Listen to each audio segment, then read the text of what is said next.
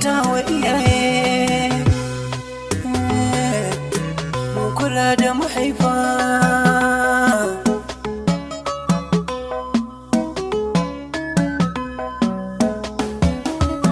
Lalle mahaifiya ƙarshen daɗi kenan, kyautata wa uwa malam dage wannan, musguna wa uwa daure kauce wannan, kowai da kyau shi zai da kyau kenan.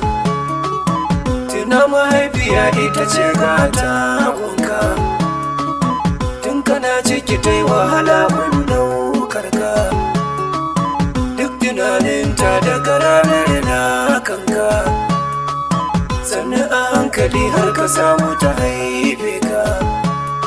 Ni wayo malam mai tafiya, waiwayo daure ka tsaya, duk wani daɗi na duniya mahaifiya za ka waiwaya, domin in har za ka tuna tun sanda kana koyar magana, ita ce ke koya maka tuna. Wayo mahaifiya daɗin daɗi kenan,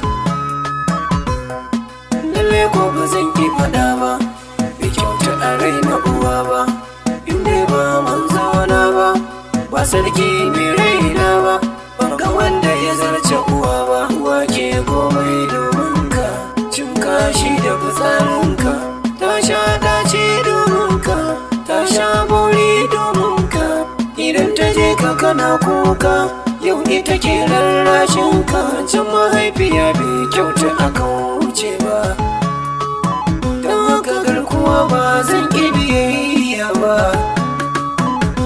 Wayo mama malam duba, zo na faɗa ma ka lura da mama, in ka sama ka kaiwa mama, ka zamanto juro kyautata wa mama. Duniya mai horo, wani ba shi da mama, wanda ya rasa mama dole ne ya yi rawa.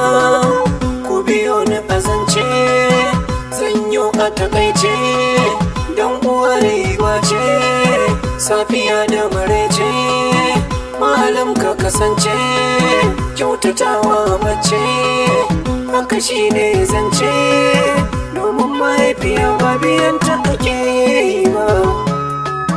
Komai da na ce ai ba kwaki fahimta ba, kai da mahaifiya bai kyauta kusa ba, bai kamata a ce har ta tsine ba, tun da dai dukkan wahala ba ta jama ba, ba ta saka cikin kunci da masifa ba, bai kamata gare ta ka kasa biya ba, komai ta ma ba zan so kai mata mita ba.